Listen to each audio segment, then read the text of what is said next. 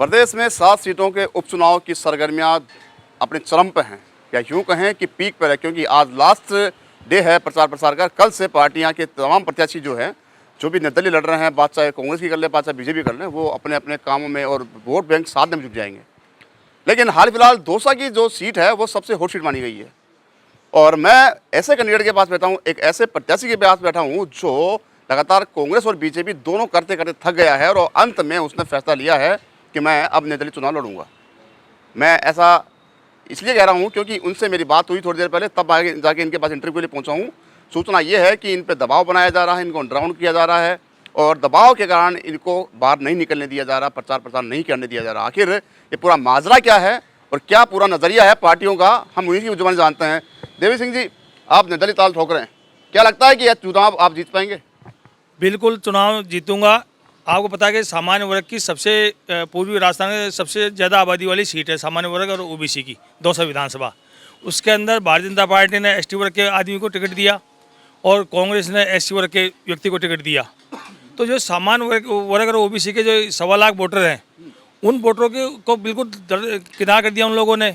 तो उसको देखते हुए और जनरल और ओबीसी के सम्मान के लिए मेरे को मैदान में आना पड़ा, और जो श्रवण समाज ने और वो भी समाज ने मेरे को चुनाव लड़ने के लिए खड़ा किया है, और जो है मेरे को आशीर्वाद दिया है, और मेरे को पूरी उम्मीद है कि वो आशीर्वाद को वोट के रूप में बदलेंगे।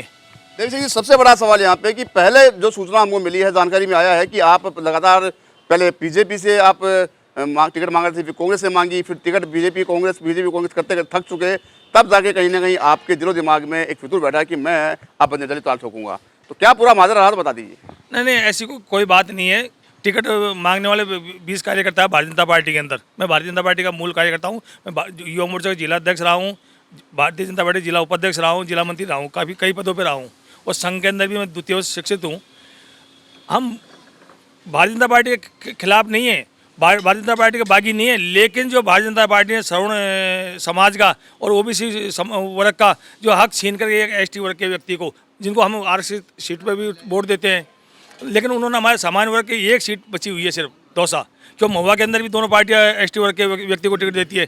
तो उसका विरोध के लिए, हमारे हक को जो छीन के लेके जा रहे हैं, उस हक को पाने के लिए हमने विरोध जताने के लिए चुनाव मैदान में आए हैं। सक्रिय क्यों नहीं दिख रहे आप? क्योंकि ठीक है, आपके जो अनाउंसमेंट है वो हो रहे हैं मार्केट में, समाज में, या दौसा विधानसभा क्षेत्र में, लेकिन यहाँ का बात करें, आप व्यक्तिगत रूप से इंटरनली मिल रहे हैं। सूचना ये भी है कि कहीं ना कहीं यहाँ पर दबाव बनाया जा रहा है।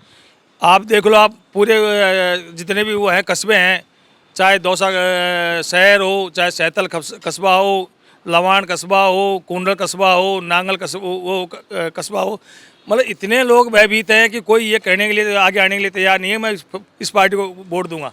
मेरे ऊपर पहले फार्म वापस लेने के लिए दबाव बनाया गया। अब जैसे हमारे कार्यकर्ता कहीं गाड़ी लेकर निकलते हैं, तो बाहर से इतने लोग आए हुए हैं, सवाई माधोपुर, करौली, धौलपुर, जयपुर, अलवर, भरतपुर, कि मतलब हर जिस जहाँ पर जाते हैं हमारी गाड़ियों के पीछे 4 गाड़ियाँ लग जाती हैं, और हमारे कार्यकर्ताओं को काम नहीं करने देते। जो श्रवण समाज, सामान्य वर्ग और ओबीसी वर्ग के यहाँ जाते हैं, तो जाते ही हमारे 5 कार्यकर्ता पहुँचते हैं, उससे पहले 25 कार्यकर्ता उनको घेर लेते हैं। तो इस प्रकार का बहका माहौल बना हुआ है। दौसा की जितनी होटलें हैं, सारी होटलें बाहरी लोगों से, हालांकि प्रशासन का हमें सहयोग, प्रशासन से हम बात भी कर रहे हैं, प्रशासन हमें सहयोग भी कर रहा है, लेकिन जो सहयोग की उम्मीद है वो नहीं हो रही। मैंने तो आर पार जब से चुनाव लड़ने का मैंने फॉर्म भरा है, मैंने तो सिर पर कफन बांध रखा है, लेकिन पूरी जनता भीत है। आप जाएंगे, आप कस्बे में किसी से पूछेंगे, शहर में पूछेंगे, कोई व्यक्ति मुंह से बोलने के लिए तैयार नहीं है कि मैं भारतीय जनता पार्टी के साथ हूँ, निर्दलीय के साथ हूँ, उसके कांग्रेस के साथ हूँ। कोई बिल्कुल चुप्पी साधी हुई है भय के कारण। ऐसा कौन सा भय है जिसको लेकर जनता सहित आप खुद भी कहीं ना कहीं समय से नजर आ रहे हैं? क्योंकि ठीक है, आप में जोश जुनून अलग है चुनाव लड़ने का, लेकिन जैसे कि आपने मुझे बताया है कि कार्यकर्ता घेर लेते हैं दूसरी पार्टियों के, जैसे मेरा कार्यकर्ता कहीं जाते हैं, तो क्या आप कौन सी पार्टी विशेष है जो आपके कार्यकर्ताओं को दबा रही है, आपके जो चुनाव को रोकने का काम कर रही है? आपको पता है कि आज से 4 महीने पहले लोकसभा के चुनाव हुए थे। लोकसभा के चुनाव के अंदर जो सांसद बना, उसको भारतीय जनता पार्टी के नेताओं का आशीर्वाद प्राप्त था। उन्होंने चुनाव जीता, भारतीय जनता पार्टी के कैंडिडेट को हराया। उसका एहसान चुकाने के लिए कांग्रेस पार्टी ने के जो नेता हैं, उसने एक डम्मी कैंडिडेट, बिल्कुल मतलब हल्के कैंडिडेट को उतार करके, और उसको भी 4 दिन से प्रचार कराना, वो करना, मतलब मेरे को ऐसा सुनने में आ रहा है। मतलब सिर्फ भारतीय जनता पार्टी को जिताने के लिए भाजपा और कांग्रेस का मैच फिक्सिंग है। इस बात को मैं तो कह ही रहा हूँ, लेकिन माननीय अशोक गहलोत साहब जब नामांकन भरने आए कांग्रेस के प्रत्याशी, उन्होंने भी मन से कहा है कि भाई जो दौसा के अंदर कांग्रेस का टिकट है ये मैच फिक्सिंग वाला है, ये चर्चा दौसा में नहीं है, राजस्थान में नहीं है, दिल्ली तक चर्चा है। ये तो माननीय मुख्यमंत्री अशोक गहलोत जी भी कह के गए हैं।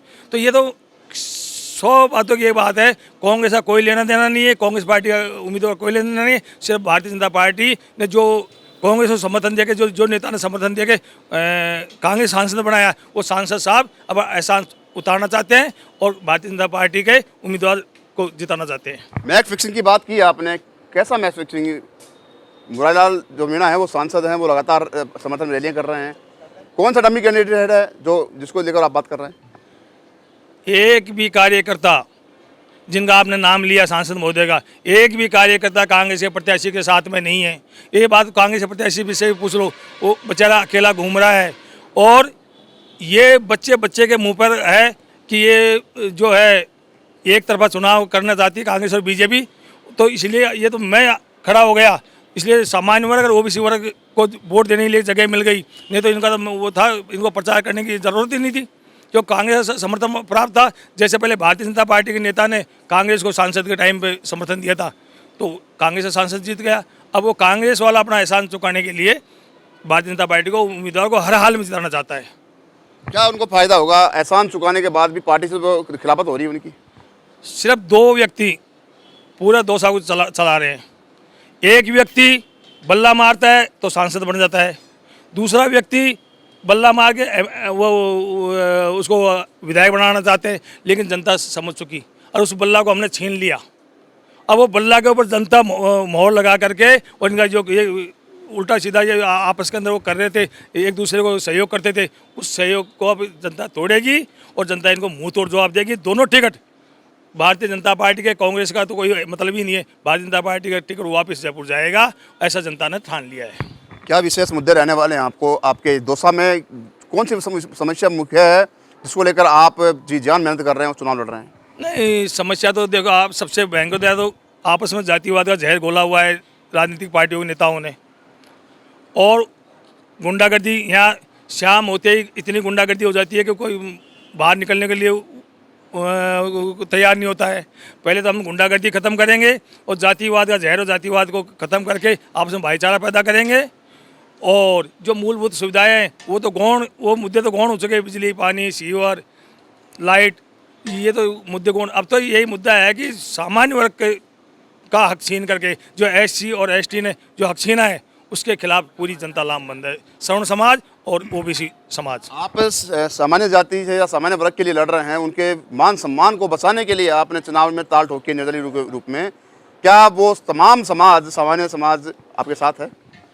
समाज का मेरे को तो पूरी उम्मीद है कि जो है उनका आशीर्वाद मिलेगा मेरे को, और मैं उनके लिए लड़ रहा हूँ। मेरे को इंटरनल, मतलब मैं कह रहा हूँ, इतने भयभीत है, कोई सामने आने, कार्यालय के ऊपर सामने आने लिए तैयार नहीं है। कस्बे में किसी से पहले चुनाव होते थे, थड़ियों पे बैठते थे, तो ये होता था कि मैं कांग्रेस का हूँ, बीजेपी का हूँ, ये सामने वाला कांग्रेस, बहस होती थी। आज वो बहस बिल्कुल ख़त्म हो गई। लोग अपना भयभीत हैं, किसी तरह 13 तारीख का इंतजार कर रहे हैं, और 13 तारीख के अंदर साइलेंट वोटिंग होगी। वोटिंग ऐसा होगा, परिणाम इतना उल्टा परिणाम आएगा जो पूरे राजस्थान में चर्चा का विषय बनेगा। आप अपनी जीत मान रहे हैं? मैं जीत मैं नहीं मानूंगा तो कौन मानेगा? 80,000 के अंदर दोनों राष्ट्रीय पार्टी कांग्रेस बीजेपी 40-40 हज़ार वोटों के, और मेरे पास अकेले पास 1.25 लाख वोटर, तो मैं अपने आप को जीत निश्चित मान रहा हूँ। और मेरे को तो पूरी उम्मीद है, जिस प्रकार से मेरे इंटरनल, अब मेरे को प्रचार नहीं करने दिया जा रहा, लेकिन मैंने तो अब जितनी भी मेरी टीम है उसको सबको सक्रिय कर दिया। हम लड़ने मरने के लिए तैयार हैं, और प्रशासन से भी हम निवेदन कर रहे हैं बार बार कि आप जो है हमें ये जो बाहर के गुंडे आए हुए हैं, इनको यहाँ होटलें, सारी होटलें बुक है। हमने तो अब कल लिखित में ज्ञापन भी देंगे एसपी साहब को, कलेक्टर साहब को, कि जो होटलें हैं इनको खाली करवाओ, और जो बाहर के लोग हैं उनको आधार कार्ड चेक करो, और बाहर के लोगों को जो गुंडागर्दी फैला रहे हैं, जो बहका माहौल पैदा कर रहे हैं, तो उसको समाप्त किया जाए। कौन है वो बाहर के लोग जो आए हुए हैं गुंडागर्दी कर रहे हैं, जो आपको चुनाव लड़ने में कहीं दिक्कत पैदा कर रहे हैं? नहीं, जो आदमी, आप ये तो सब पता है, सब दुनिया को, एक एक बच्चे को पता है, जो कांग्रेस पार्टी गौण हो चुकी, जिसको जिताने के लिए भारतीय जनता पार्टी को उम्मीदवार, तो कौन सी पार्टी ने आपको दबाव बना रखा है, जिससे कि आपने बताया थोड़े बारे? मतलब जो जो उम्मीदवार कौन है उसका तो कोई मतलब ही नहीं है। जो जीतना चाहता है शाम मेरी बात सुनिए, आप जो बात कर रहे हैं वो चुनावी रणनीति है, लेकिन जब जनता देख रही है इस चैनल को या इस इंटरव्यू को, तो उसको बता दीजिए कि ये पार्टी है जिसने आप पे दबाव बना रखा है, जिसके कार्यकर्ता लगातार गुंडों की तरह आपके पीछे पड़े रहते हैं। नहीं, भारतीय जनता पार्टी वो है, लेकिन भारतीय जनता पार्टी पूरी वो नहीं है, लेकिन उसमें गिने चुने नेता हैं, वो नेता पीछे पड़े हुए हैं। कांग्रेस के नेता भी शामिल है इसमें? नहीं, कांग्रेस का नेता शामिल है, लेकिन वो पर्दे के पीछे हैं। लेकिन आगे जो आ रहे हैं भारतीय जनता पार्टी के सारे नेता नहीं है, लेकिन एक दो नेता हैं जो चुनाव जीतना श्याम दाम दंड भेद से चुनाव जीतना चाहते हैं, वो ऐसा हथकंडे अपना। जैसा कि आपने बताया कि भारतीय जनता पार्टी के कुछ नेता हैं जो आपके पीछे पड़े हुए हैं, चुनाव को रोंदने का काम करने की कोशिश कर रहे हैं, तो ये कहा जाना कतई गलत नहीं होगा। जैसा कि आप बता रहे हो कि बीजेपी है वो लगातार आपको इस चुनाव को रोंदने का काम कर रही है। बिल्कुल कर रही है, बिल्कुल ये कर रही है कि जनता की जो भावना है उसको मतलब रोंदने का काम, बिल्कुल रोंदने का काम कर रही है। जनता साइलेंट इसीलिए तो भयभीत है। जनता वोट देना चाहती है, लेकिन उनका बहके के कारण बोल नहीं पाती, तो इसलिए साइलेंट वोट होगा। और साइलेंट वोट आप कहीं भी कस्बे में किसी से पूछ लिए, कोई मुँह से ये निकाल दे कि मैं बीजेपी का हूँ या मैं कांग्रेस का हूँ, कोई बोलने को तैयार नहीं है। इतने भयभीत है जनता, आम जनता भयभीत है। देखिए, एक अंतिम सवाल आपसे कि युवा वर्ग जो है लगातार बेरोजगारी की मार झेल रहा है, लगातार, चाहे बात कांग्रेस की पार्टी की करे, सरकार की करे, चाहे बात करें बीजेपी की। अब हाल फिलहाल आपके ऊपर आपने ताल ठोकी है, तो अगर आप जीतते हैं चुनाव, तो युवा बेरोजगारों के लिए क्या आपका पहला कदम होगा? नहीं, उसके लिए यहाँ यदि दौसा के अंदर शांति की भावना, शांत वातावरण पैदा होगा, तो बड़ी बड़ी इंडस्ट्री आने के लिए तैयार हैं। उनसे हम बात करेंगे, बड़ी फैक्ट्री लगाएंगे, तो ऐसे ऐसे फैक्ट्रियाँ लगाएंगे जिसमें 1,000 वर्कर काम करें। लोग तैयार हैं, ज़मीन खूब पड़ी है, डीको के बाद खूब फैक्ट्री खोल रहे हैं, लेकिन लोग किसी इसलिए नहीं आ रहे कि यहाँ जातिवाद का जहर घोला हुआ नेताओं ने। और यहाँ रोज़ लड़ाई झगड़े होते हैं, माहौल ख़राब होता है साल में एक बार। तो उस माहौल को ख़त्म करके जिस प्रकार शंकर लाल जी शर्मा ने शांति का वातावरण पैदा किया था, भाईचारा पैदा किया था, उसी हिसाब से हम भी शांति और भाईचारा पैदा करेंगे। देखा आपने, ये थे निर्दलीय प्रत्याशी के रूप में ताल ठोक चुके दौसा विधानसभा सीट से निर्दलीय प्रत्याशी देवी सिंह, जिन्होंने साफ कहा है कि अब बीजेपी यानी भारतीय जनता पार्टी के कुछ नेता हैं जो इनके निर्दलीय चुनाव को रोकने की कोशिश कर रहे हैं। इनका ये भी कहना है कि जहाँ जहाँ मेरी पार्टी के कार्यकर्ता जाते हैं, मेरा प्रचार प्रसार करते हैं, वहाँ पे 4 से 5 गाड़ियाँ पीछे लग जाती है और मेरे कार्यकर्ताओं के पहले ही आम जन के पास पहुँच उनको घेर लेती है और मेरे कार्यकर्ताओं से बात नहीं करने देती। लेकिन फिर भी देवी सिंह लगातार इस जोश और जुनून के साथ आगे बढ़ रहे हैं और इन्होंने साफ ये भी कर दिया है कि बीजेपी और कांग्रेस 40-40 हज़ार वोटों में सिमट जाएगी। वहीं पे 1 लाख से ऊपर 1.25 लाख के लगभग वोट इनके खाते में आने हैं, इसलिए इन्होंने अपनी जीत निश्चित मानी है। देखने वाली बात ये होगी कि सरकार या फिर ये जो जनता है वो किस कदर इनको समर्थन करती है और किस को अपना नेता चुनकर किसको बाहर का मुँह दिखाती है। सोई कैमरा पर्सन जोगेश्वर के साथ संदीप अग्रवाल, गोल्डन न्यूज, जयपुर।